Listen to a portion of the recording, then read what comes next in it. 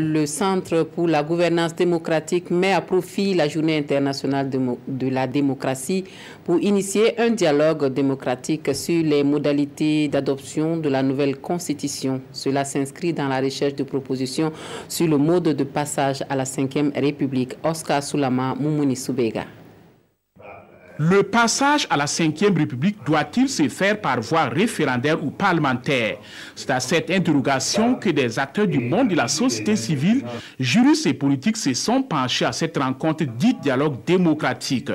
Objectif, mieux enrichir le débat sur la question afin de dégager les tendances. À ce sujet, deux tendances se sont dégagées au cours des débats. Il s'agit de celle des partisans de l'option référendaire et de celle de la voie parlementaire. La démocratie, c'est le gouvernement du peuple, par le peuple et pour le peuple, comme on le dit. Et partant de cela, il est intéressant que ce processus constitutionnel-là puisse s'achever par le mot du peuple, c'est-à-dire le référendum.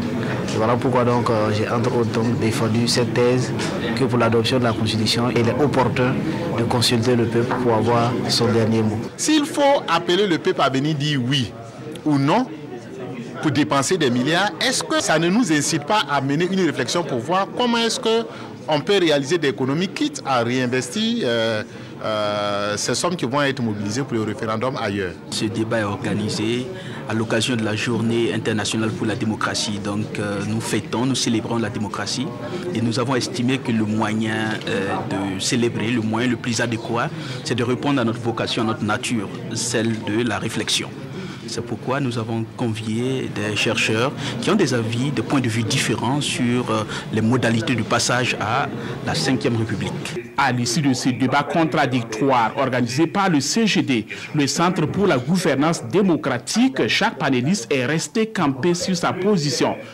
Et à Thomas Rayede Ouedraogo, directeur exécutif du centre, d'ajouter que ce dialogue vient à point nommé en cette journée internationale de la démocratie.